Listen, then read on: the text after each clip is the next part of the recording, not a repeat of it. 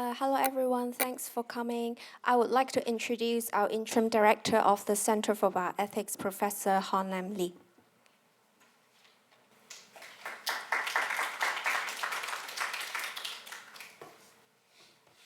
Ladies and gentlemen, today I'm very pleased that we are having Professor Thomas Pogge from Yale University. Professor Pogge, or Pogge in German, is Leitner Professor of Philosophy and International Affairs and Political Science, as well as Director of the Global Justice Program at Yale University. Professor Pogge is a leading philosopher in ethics, practical ethics, and political philosophy. He was born and raised in Germany and studied philosophy there. Then later he went to Harvard for his PhD, and he wrote his thesis there under the supervision of John Rawls. He was influenced by the great German philosopher Immanuel Kant and also the American philosopher John Rawls. He has published widely on Kant, on Rawls, and in political philosophy. Unlike Kant and Rawls, who focus on more abstract problems in ethics and political philosophy, Professor Pogge's most important works are in practical ethics or practical philosophy, in particular on global justice and world poverty, as well as on how to make pharmaceutical drugs affordable to the people in poorer countries. His book, World Poverty and Human Rights, is widely regarded as one of the most important books on the subject of global justice. In 2013, he was awarded the Gregory Kafka Prize in Political Philosophy for his paper, Are We Violating the Human Rights of the World's Poor? He has shown to the world the power of practical philosophy and what one can do with it in resolving real problems in the world. This is not Professor Pogge's first trip to the Chinese University of Hong Kong. More than 10 years ago, he gave a paper here in the Department of Philosophy. And in 2003, he was invited to a conference jointly organized by the Department of Philosophy here and the Department of Philosophy at Tsinghua University. So without further ado, let's welcome back our old friend, Professor Thomas Pogge.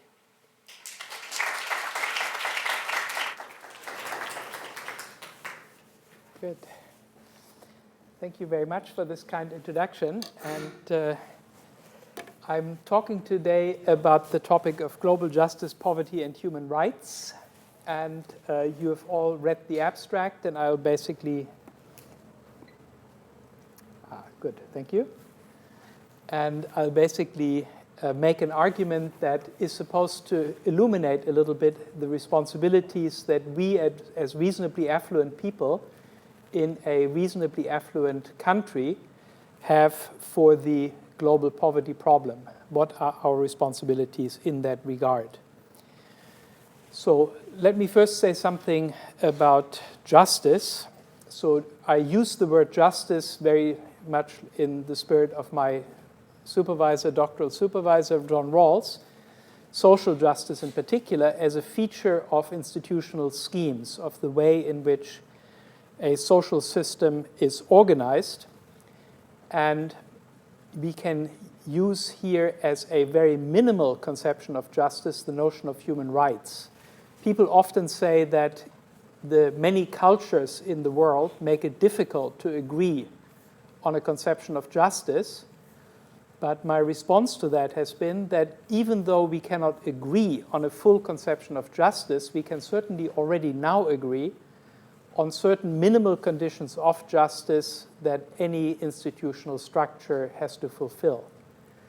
So that's my basic idea. I'm saying whatever justice may turn out to be in detail, one thing it will include is the imperative of fulfilling human rights.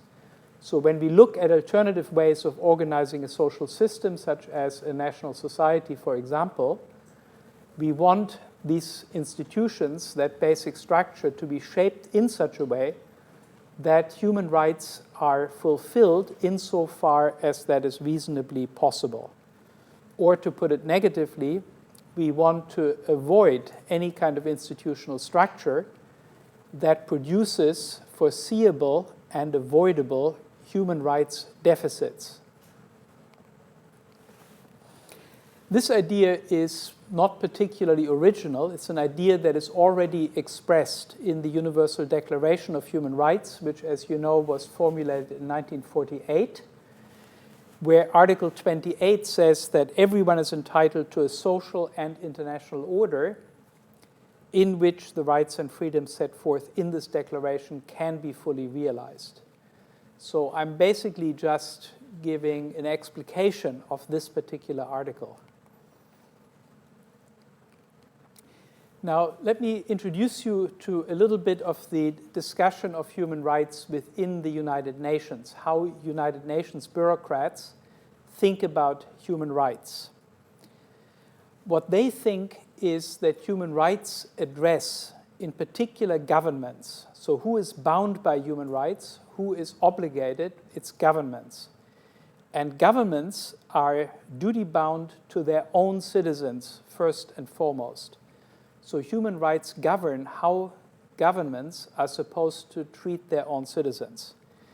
And they have three kinds of duties with regard mainly to their own citizens. And that's a mantra that occurs again and again in UN parlance: to respect, protect, and fulfill. Respecting human rights means that you don't actively violate them. You don't do anything actively that leads to unfulfilled human rights. I call these negative duties. That is, again, is a piece of philosophical terminology. Negative duties are duties that you can fulfill simply by doing nothing. Positive duties you fulfill by actually doing something actively. So negative duties are duties to refrain from, to not do certain things. Positive duties are duties actively to do something. So duties to respect are negative duties, duties not to violate human rights. Positive duties to protect are duties, for example, to protect people from crime. Governments have to do that. They have to maintain police forces and so on. And then there are positive duties to fulfill, which are exemplified by duties in the case of natural catastrophes where people's human rights are in jeopardy. Governments have to step in and provide whatever it is that people have a right to. For example, food or clean water or shelter or something like that. In the middle 1990s, there was an important conceptual advance where a treatise was published about the right to food. And here the UN made a differentiation within the area of duties to fulfill, where they distinguished duties to provide and duties to facilitate. The basic idea was that you should not only, in the case of natural disasters, for example, come in afterwards and provide what people are missing, for example, food or shelter, but you should also anticipate potential disasters and try to mitigate their effects proactively. So, for example, with a tsunami, you don't just wait until the tsunami happens and then you go there with warm blankets, but you anticipate that a tsunami might happen and you create early warning systems and maybe shelters or try to protect people in advance. And this duty to facilitate became quite important. Similarly with droughts and so forth, where you anticipate problems and you try to prepare for them. This duty to facilitate was often combined with this obnoxious phrase, progressive realization, which is UN speak for do it as slowly as you wish. And it's a little bit like in the decades after slavery, right? The Supreme Court of the United States said you have to dismantle the old slavery system with all deliberate speed. And what they meant by that is do it as slowly as you wish. Okay, now my innovations beyond the UN distinctions is as follows. I would say that we should make an analogous distinction to the one that the UN makes in the third category of duties, also with regard to the first category of duties. That even with duties not to violate, duties to respect, we should think not only of interactional violations, where, for example, a police officer is torturing a prisoner or something like that, but we should also try to facilitate non-violation by designing institutions so that they anticipate possible problems and guard against them. So we could change the police training to make it less likely that police are torturing prisoners, for example. And in general, we could design our institutions so that they don't give rise to human rights violations. So I call that institutional respect for human rights. And that distinction between interactional and institutional is analogous to the distinction that we just encountered among duties to fulfill. So what I would say then is that there are two different ways of violating human rights. One is interactionally, by actively harming people in certain ways that put their human rights in jeopardy. So, for example, by depriving them of food or torturing them or killing them. And the other is by imposing institutional arrangements on them under which foreseeably and avoidably their human rights remain unfulfilled. So an example might be to impose an economic system that foreseeably produces a certain amount of poverty and hunger and deprivation, and these human rights violations are caused by the choice of a certain system of rules rather than another, and can just as surely be considered human rights violations as the interactional ones perpetrated by specific agents such as government officials. And a second innovation would be to say that with regard to negative duties, duties not to violate human rights, here governments and other agents are bound not only to their compatriots but also to foreigners. We normally think that we have much more weighty responsibilities with regard to human rights towards our compatriots than towards foreigners. So when it's a matter of helping people who suffer as a consequence of an earthquake, for example, we say that we have much stronger responsibilities to help them if they're our compatriots than if they are foreigners. That at least is what many people think. But in the case of violation of human rights, the distinction between compatriots and foreigners has very little, if any, moral importance, I believe. So I give you an example of that, sort of a pedestrian example. If you go on vacation somewhere, suppose you go on vacation and suppose that you have a nice party and you drive home drunk after the party and you kill a child on your way home because you're pretty drunk. In that case, you have done something wrong, obviously, and the question is, does it matter for how wrong you acted, whether you did this in Hong Kong, endangering compatriots, or whether you did it in Romania, where very few Hong Kong people are about on the street, right? I think most people would say it makes very little difference whether you did this in Hong Kong or in Romania. You owe everybody that you don't violate their human rights. By driving drunk, you have risked other people's survival and thereby violated their human rights. And that violation is equally bad regardless of whether the people endangered are compatriots or foreigners. Am I too fast? Is it okay with the English?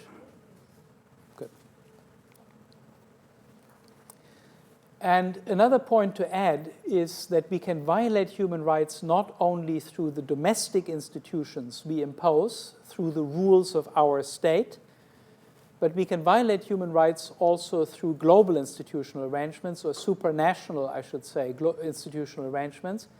So it's quite possible that a certain set of rules governing taxation or governing trade, investment, whatever, produces excessive severe poverty and thereby causes a human rights deficit. So that would be another way in which we could be violating human rights, in this case the human rights predominantly of foreigners, by participating in the imposition of institutional arrangements that foreseeably and avoidably cause this deficit. So that was a preliminary overview over the kind of argument I want to make, and I will go through it in more detail in 3 steps. This is the first step here, and that's the one that I will pay most attention to because it's the least familiar step and the most important to the argument. So this first step has 2 premises and 1 conclusion, and you can see them here on the board. The first premise is that under the present rules of the world economy, the human rights of most people foreseeably remain unfulfilled. And I will just support this by giving you some facts and figures about poverty. We have about 7.4 billion people in the world today, and of these people, officially about 800 million are undernourished, chronically undernourished. The true figure is actually probably about twice as high. The reason is that the FAO, the Food and Agriculture Organization of the UN, is using an extremely narrow definition of undernourishment. But this is not for this present lecture, but for another one. I'm just mentioning it. You should just look at their definition and you'll be astonished how narrow it is. 2 billion people lack access to essential medicines. 750 million lack access to safe drinking water. About 1 billion lack access to adequate shelter. 1.2 billion lack electricity. 1.8 billion lack adequate sanitation. What did I do? 781 million adults are illiterate, and 168 million children are doing wage work outside their households. They don't go to school, they do work for wages, and often under really cruel and horrendous conditions, as you can see here. So if you add this up, of course, in many cases, the people affected are the same people. They are affected by several of these deprivations, but it's very safe to say that about half the human population still suffer from at least one of these deprivations. So we have a very significant global poverty problem, and about 1/3 of all human beings still die prematurely from poverty-related causes. So these are figures from the World Health Organization about the causes of death. And what I've done here is singled out those causes of death which, according to the World Health Organization, are very heavily concentrated in the poor countries. So in the rich countries, almost nobody dies of diarrhea. In the poor countries, very many people die of diarrhea. From that, you can conclude without much doubt that diarrhea is a poverty-related cause of death. Now, it's true that many of the not clearly poverty-related causes of death also are often poverty-related. So, for example, take heart disease. Rich people and poor people die of heart disease, but poor people often die at much younger ages because they have greater risk factors and also because they have much less good medical care. And so there are many poverty-related causes at work, even in diseases such as diabetes, heart disease, stroke, cancer, and so on, but I've not counted any of them. So I've made a conservative calculation, only counting those causes of death that very clearly are poverty-related. And you can see that's about 18 million a year out of about 57, 58 million deaths every year. And if you put that in perspective, 18 million, that amounts to about 450 million over the 25 years since the end of the Cold War. So that's a very significant number of deaths, even in comparison to the Second World War, which was the biggest catastrophe of the 20th century. So poverty is and remains a very, very serious problem. And that invokes the human right to a standard of living adequate for the health and well-being of oneself and one's family. So this is clearly a very massive human rights deficit. The deaths and the deprivations that people living in the poorer half still suffer. So that's already premise number one, right? Under the present rules of the world economy, the human rights of most people foreseeably remain unfulfilled. Now, the second premise tries to trace this problem back to these supranational rules.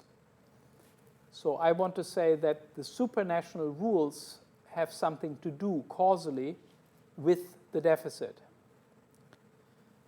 And it's foreseeable, I say, that most of this human rights deficit would be reasonably avoidable with an alternative design of these rules. If we had different rules at the global level, we wouldn't have such an enormous human rights deficit worldwide.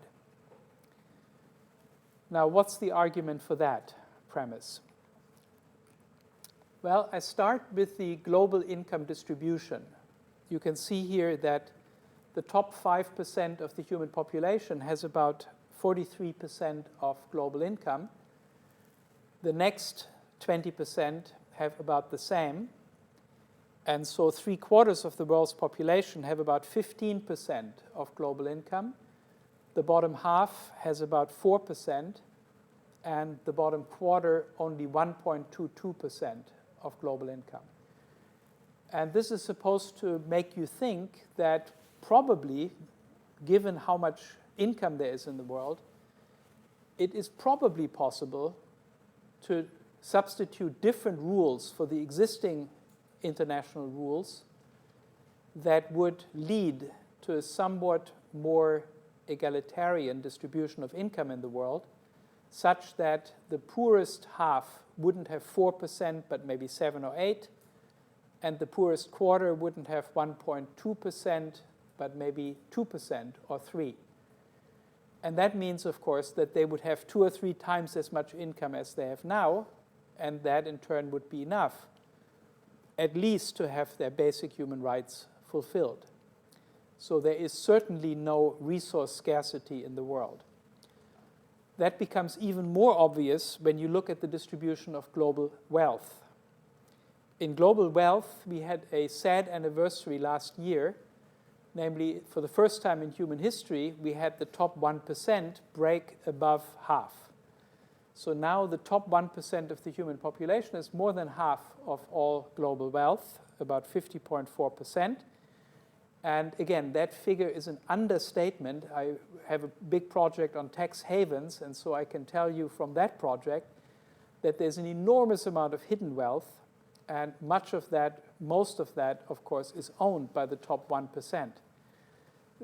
It's about $30 trillion that are hidden away in tax havens around the world with unknown ownership, and so the figure is likely to be higher. Here you can see how the shares of the top 1% and the other 99% have developed. The top 1% has risen over the last 5-6 years and has finally caught up with the other 99%. And here you can see how the poorer half of humanity is faring. I told you they have about 4% of global income. They have only about 0.6% of global wealth. So a very small amount, 0.6%. And here's my question. How many percent of the world's population do you need to take from the top in order to match the wealth of the bottom half? Does anybody want to make a guess? What percentage at the top have the same wealth as the bottom half?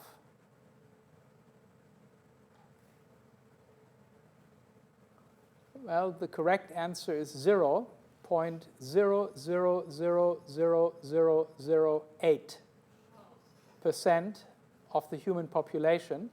How many people is that? It's 62 people. So 62 people at the top have exactly as much wealth as the whole bottom half, which is 3.7 billion people, or 3.7, what is that? No, it's 3711, right, in your numbers. 3711, right? 1 is 10,000. I'm speaking Mandarin here. Never mind. Let's stick to English. I shouldn't have tried. It's not a good idea. Okay. So that was the evidence, or at least some preliminary evidence, for believing that a different institutional structure is possible. But there is one counter-argument that is very often made, or actually two counter-arguments, and I want to quickly go through them. One counter-argument says, but under the existing institutions, we have made progress, right? The MDGs, the Millennium Development Goals, they have told us all 100 times that we have made progress. There are fewer poor people now than in the year 2000. We have made progress, things are getting better, and so on. And I need to address that argument. And I'm admitting that progress has been made, that at least the percentage of severely deprived people has gone down, maybe even the absolute numbers, even though in the case of hunger, I'm not sure of that. And it's also true, of course, that inequality has risen, that the poorest people have not grown proportionately with economic growth in the world. But leaving all that aside, my point here is that whether there has been progress or not is irrelevant to our question. Our question was whether there is avoidable poverty today. And that question is not answered by whether there is more or less poverty than there was, say, 15 years ago. To give you a vivid illustration, suppose that some defender of slavery says in 1845, look, what are you so excited about slavery for? Slavery has gotten better and better for 30 years. In 1815, slaves were whipped very often. Slave girls were raped. Families were broken apart and sold in different directions, one to Mississippi, one to Florida. And slavery was much more cruel, and it's getting better and better and better. Our answer would be, that's irrelevant. Slavery is a system that can be abolished now, and we ought to abolish it. The fact that it was worse, even worse, 30 years ago, is totally irrelevant. And the same we should say about poverty today. We should say that maybe poverty was even worse 15, 20, 50 years ago. But the relevant question is it avoidable today? The fact that it was even worse in the past doesn't justify it in the present. And so we have to ask ourselves, how much of the poverty, the severe human rights violating poverty that we see in the world today is truly unavoidable? And if we ask ourselves that question, suddenly the historical comparison looks a little bit less flattering. Because today, pretty much all the poverty in the world is pretty clearly avoidable, and that has never been the case in earlier times. where, let's say, 100 years ago, it would have been simply impossible, technologically, economically, administratively, to eradicate severe poverty. So that's the progress argument. And historically, we have to say what is unique about the present period is this disconnect between the economic and the human magnitude of the poverty problem. The economic magnitude is tiny. The poverty problem is really small in the sense that it would take only 3 or 4% of global income to eliminate it for good. The human magnitude of the poverty problem is enormous. It affects half of all human beings. It causes a third of all human deaths. And so it is, in human terms, an enormously large problem still. Here's another counter-argument to my thesis. The counter-argument is different. It says that you may be right that institutional factors are to blame for the persistence of poverty, but these are not supranational institutional factors. These are factors that are domestic to the societies in which poverty persists. This is an argument that is very, very frequently made by people who like the present market system. For example, The Economist magazine makes it at least once a week. And they make it in the following terms. They say, look at, let's say, China and Senegal. Look at them 50 years ago or 30 years ago, and you will find they were both very poor. Look at them today. China is blossoming. It has made enormous progress. Senegal is still poor. And so obviously, it has to be domestic factors that account for the difference. It can't be the global order, because the global order was the same for Senegal and China. It must be domestic factors, some domestic national factors that explain the difference. Right?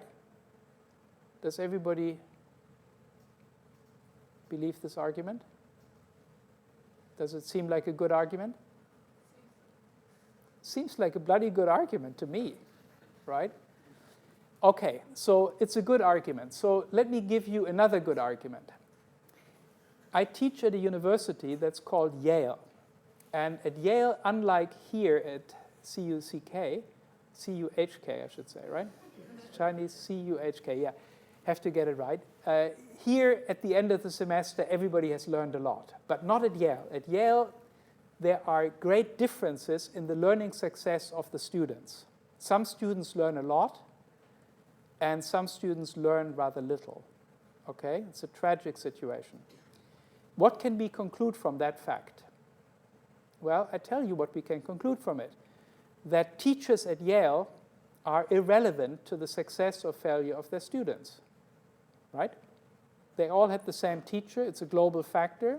So obviously, the teacher has nothing to do with it. Right? Yes? You said you liked the argument. So now I'm giving it to you, and you don't like it anymore.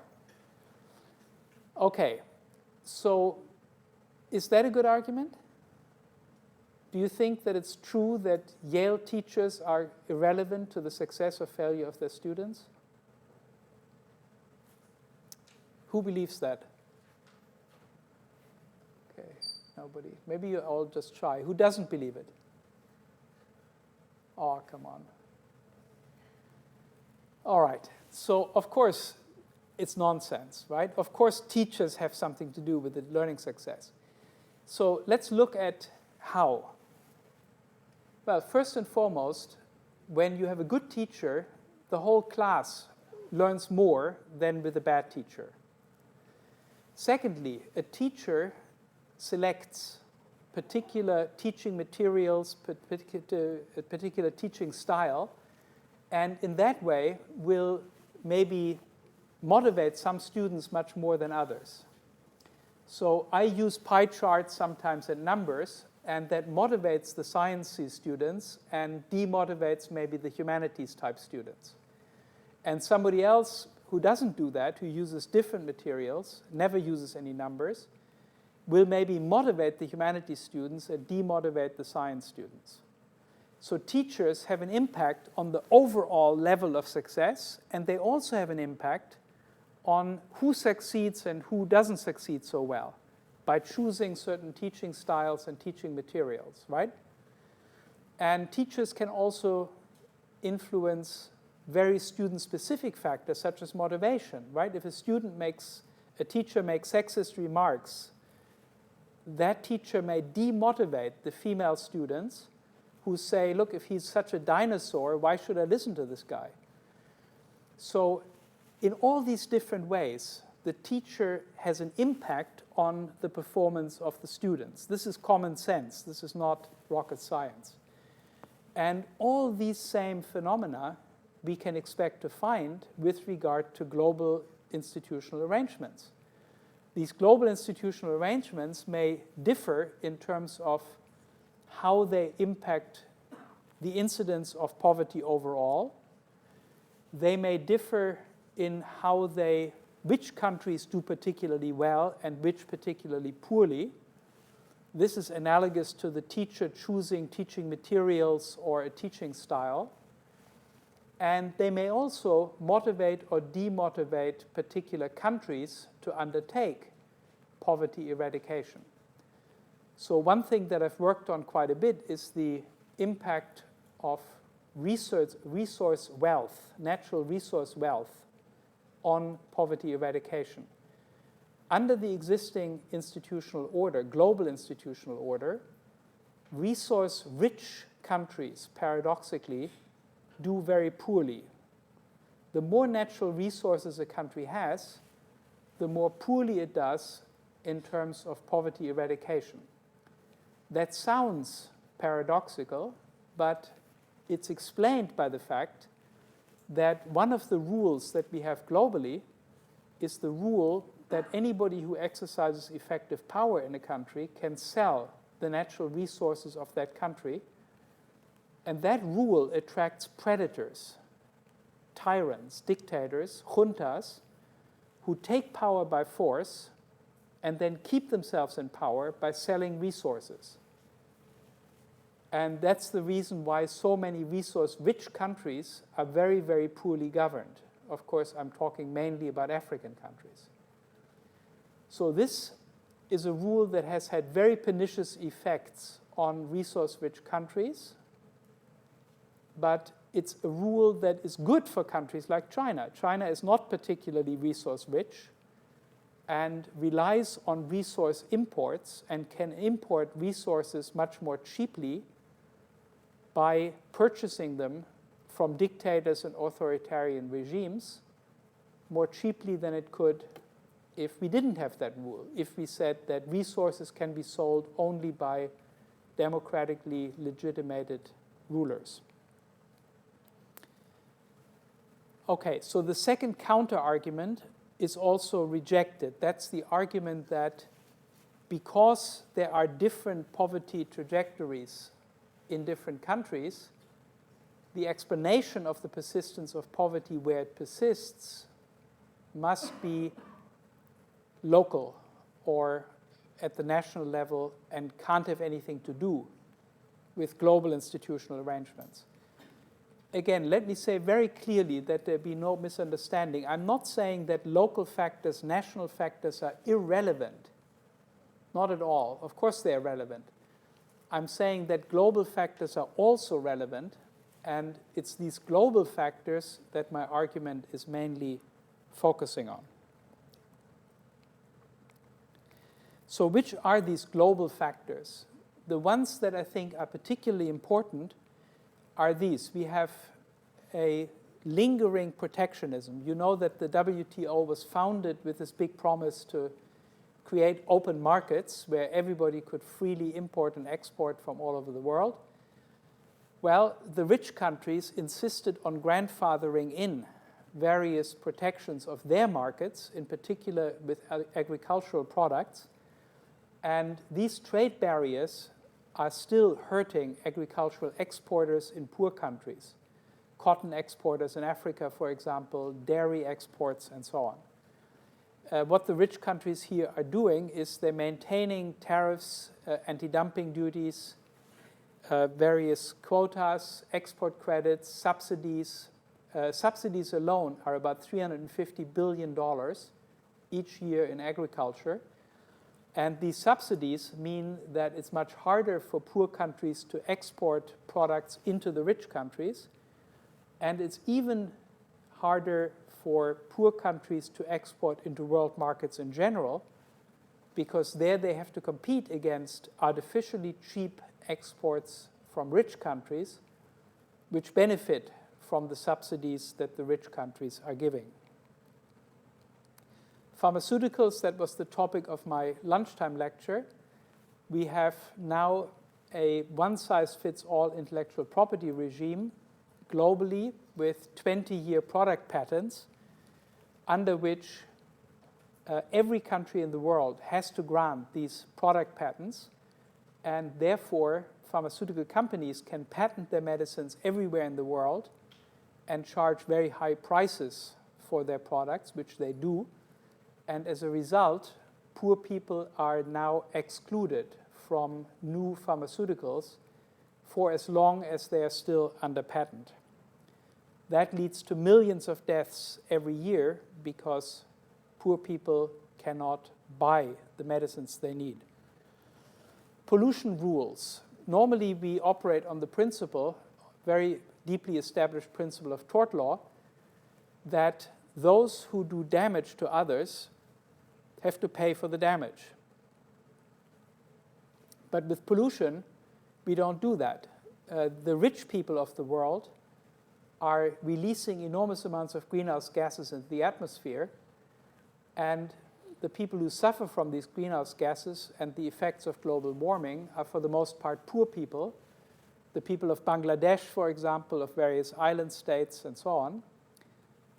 People who are stuck where they are cannot easily move to another country, and rich people can very easily move, can very easily protect themselves from climate change. So the pollution rules, again, are very unjust, clearly unjust, by allowing a minority of the human population to create negative externalities and simply to inflict them on the majority without paying any kind of compensation. Illicit financial flows, that's the topic of tax havens, of letterbox companies, of fake trusts, where enormous amounts of wealth are hidden and avoid taxation. We estimate that at least $1 trillion, that's a 1 with 12 zeros, are being siphoned out of developing countries each year, illicitly, secretly, and the taxes that are foregone by poor countries amount to about $160 billion a year. So poor countries lose an enormous amount of capital, and they lose a very large amount of taxes as well. The taxes alone that they lose are greater than all the foreign aid that they receive each year, which is only $130 billion versus $160 billion in tax revenues lost. Can you guess which country, which developing country is losing the most money through illicit financial flows? Loud? No. China.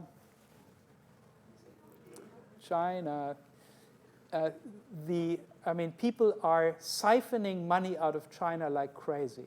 Unbelievable amounts are being sucked out into secret accounts in Singapore, in Switzerland, in the British Virgin Islands, and so forth. It is just unbelievable. India has a big problem. Russia is the second largest. So other countries have big, Brazil, Mexico, there are a lot of countries with problems, but China is the largest. It's also, of course, the largest economy, so it's not so surprising that it has a lot of illicit outflows. But it's a big headwind against development. And of course, again, this is facilitated by tax treaties, by a complex network of tax treaties where countries are allowed secrecy, where countries are allowed tax competition so that a multinational company can say, look, on these profits, we pay taxes in the British Virgin Islands. The tax rate there is very, very small, but that's where we paid our taxes, and so no other country can tax us on that same profit. The 4 privileges I've already mentioned. That's this very strange rule that anybody who exercises effective power in a country can sell the country's natural resources, can borrow money in the name of the country, and so on. That's extremely damaging for many of the poor countries who are extremely badly governed by authoritarian regimes, dictators, tyrants, juntas, and so on. The arms trade is a great contributor to civil wars and wars in the developing world, which again cause enormous amounts of harm. And finally, there are labor standards, which similarly to pollution rules are notable for their absence. So we had with the WTO the insistence that every country has to have the same very strong intellectual property rights. No country can have anything different. With labor rules, we have the opposite position. We say, let every country have its own labor rules, and that way we organize a race to the bottom among developing countries where they compete with each other in offering ever more exploitable, ever more mistreatable workforces. So if the workers get more rights in China, well, we can move to Indonesia, or we can move to Bangladesh or to Vietnam and find there an exploitable workforce that we can pay even less to and deny them bathroom breaks and so on and so forth. So these are the kinds of global rules, supranational rules that I have in mind that have a very strong negative influence on the development of poverty and that are responsible collectively for a very large part of the global poverty problem. So given the 2 premises, I want to conclude then my first step by saying that the present rules of the world economy foreseeably produce massive human rights deficits and are therefore gravely unjust. The therefore, of course, is based on what I said at the beginning, that a minimal conception of global justice is one that focuses just on human rights. Whatever global institutional arrangements have to do, they certainly have to fulfill human rights insofar as that is reasonably possible. So that's the first step of the argument, which I wanted to go through in detail. I go through the other 2 just very, very briefly, schematically. They have to do with who bears responsibility for these unjust rules, right? The rules at the global level are unjust. They are unjust because they produce a very large human rights deficit. The question is, whose responsibility is it? Here, the main responsibility lies with governments, as far as I'm concerned. So governments are the ones who are designing these rules, who are negotiating these rules, and collectively bear responsibility for these rules.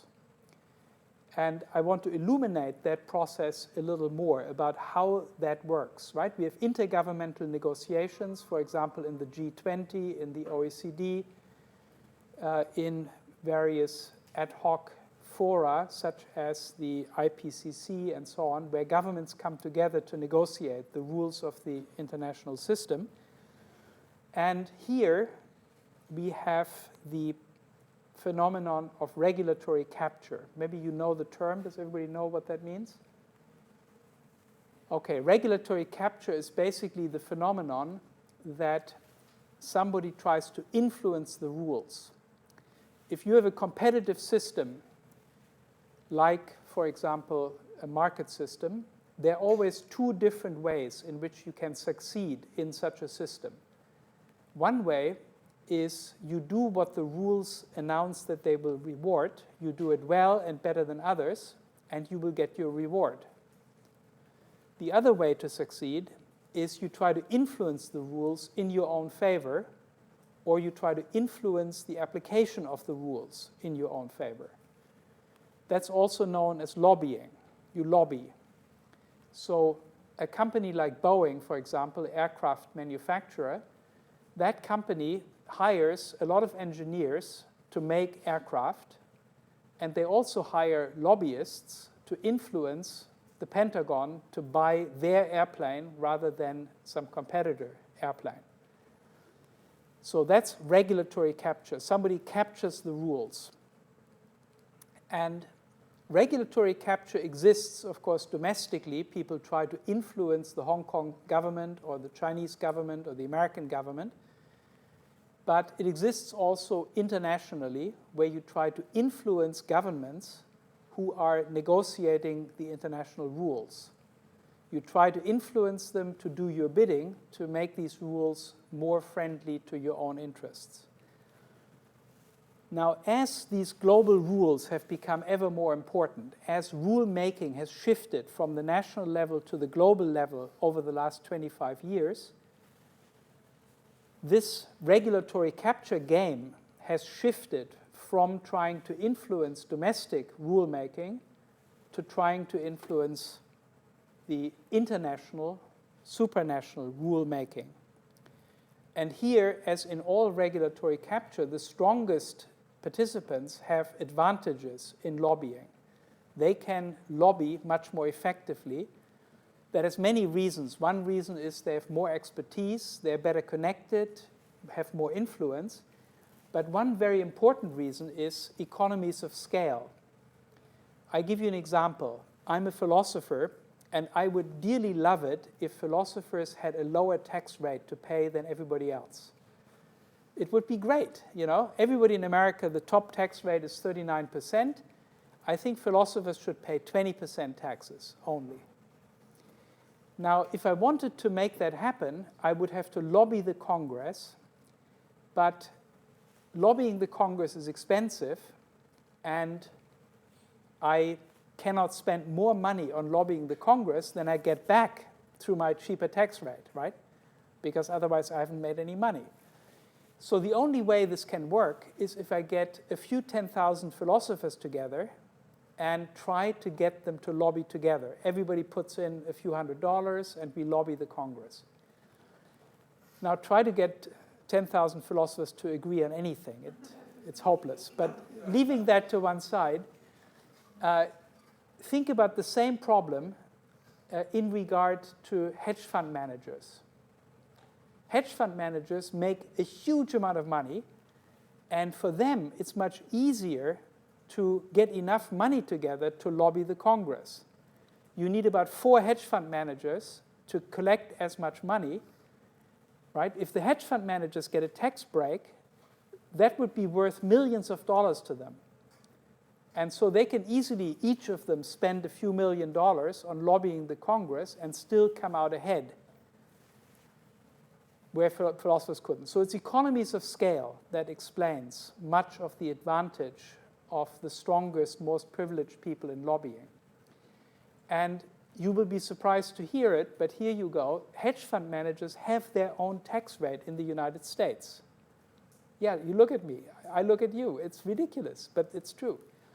It's called the carried interest loophole. You can find it on Wikipedia if you want to look it up. It's amazing. They pay a maximum of 20%, where everybody else pays 39.6%.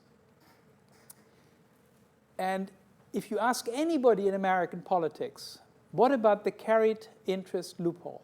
People will say it's an outrage. It's terrible. It shouldn't be there.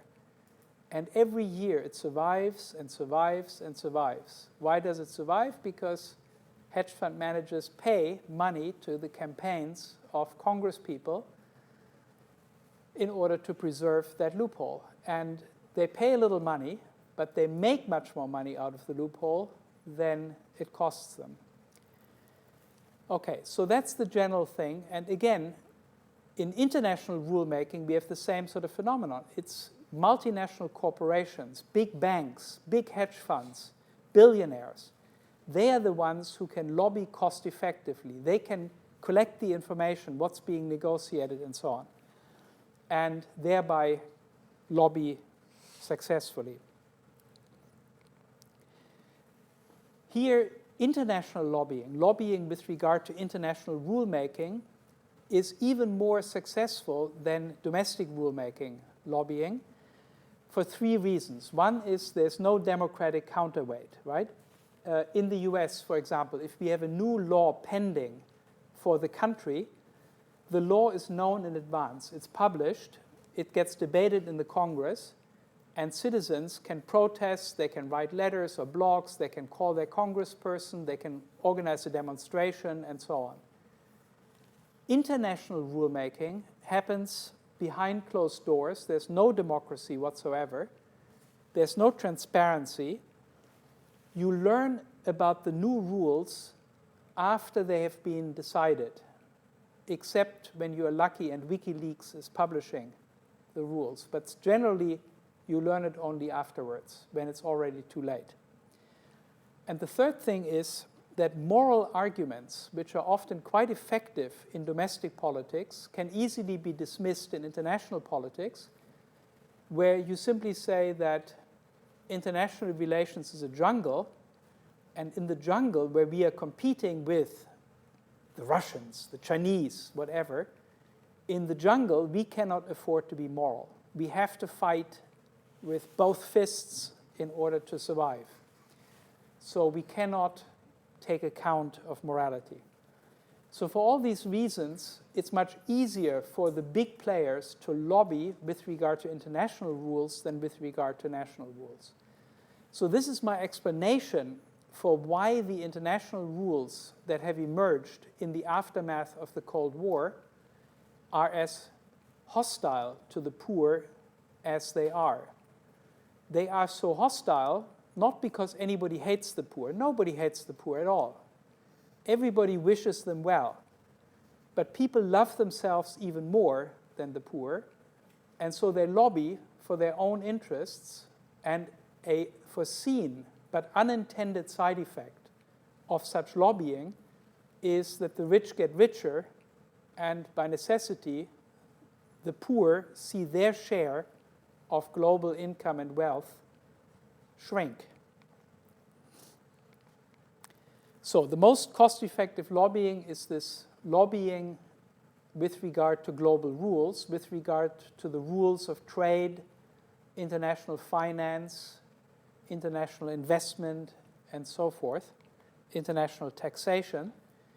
And the lobbying happens through the same agents, namely national governments, but here you lobby them not with regard to what they decree domestically, but with regard to the rules that they accept internationally.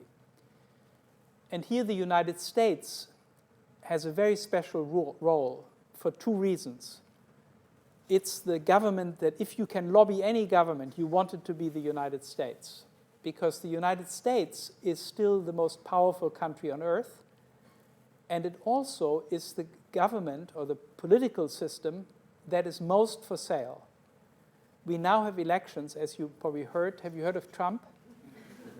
We now have elections, and these elections will cost about $7 billion. And this is private money being given to candidates and parties, millions and millions of money, often in secret. And of course, rich people give that money not for friendliness, but they give it because they want something in exchange.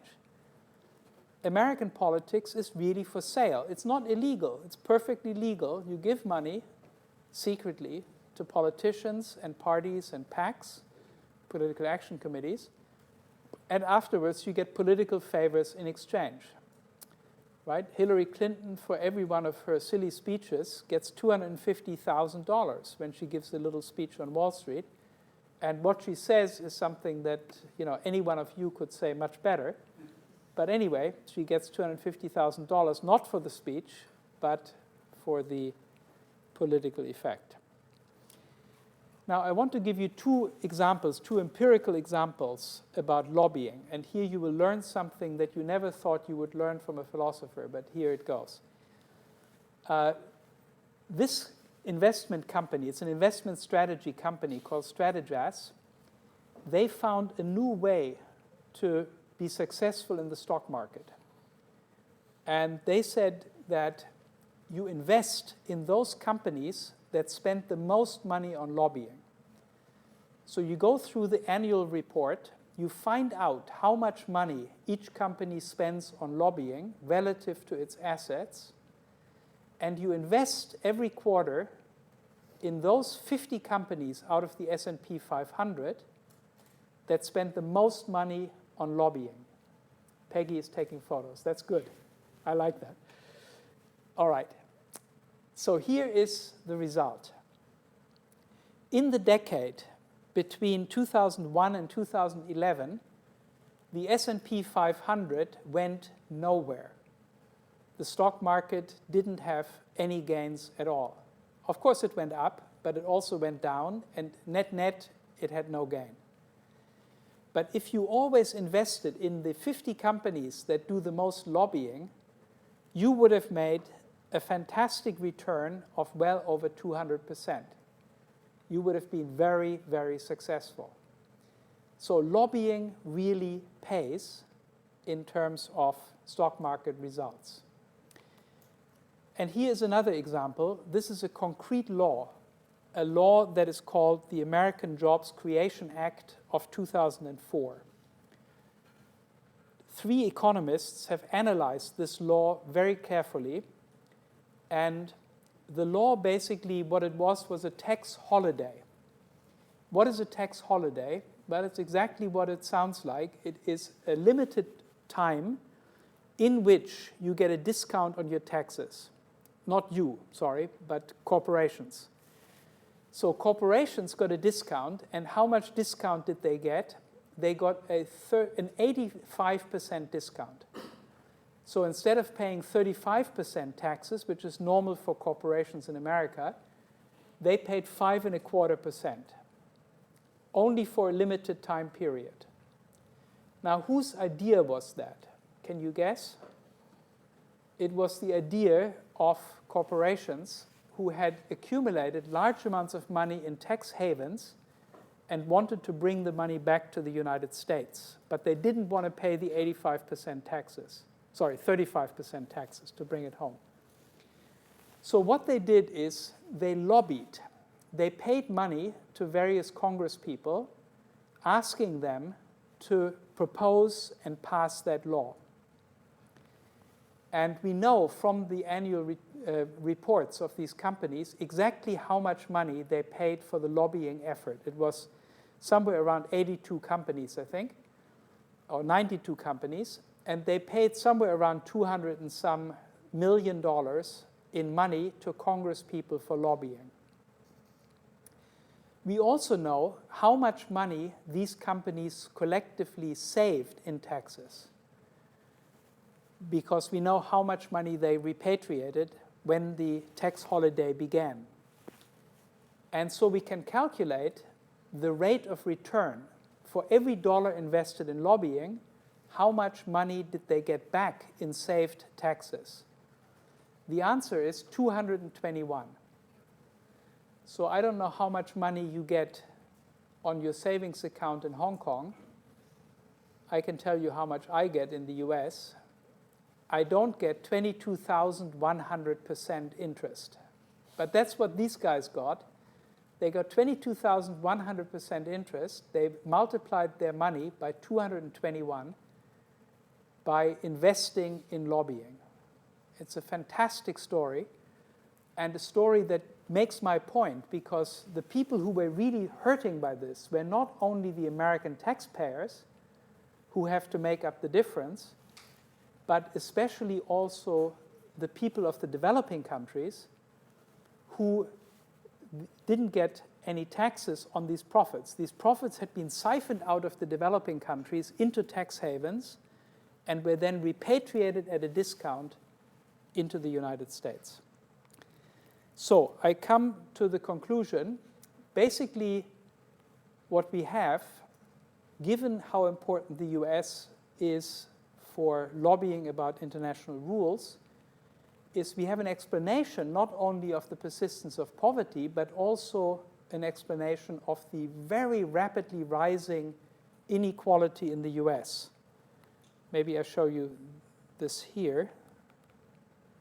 You can see here only the top 10% of the US population, and you can see how enormously they gained in the globalization period. They enormously increased their share, and not just the top 1%, but especially the top 100th of 1% of the US population gained tremendously. They went from less than 1% in 1978 to more than 6% in 2007.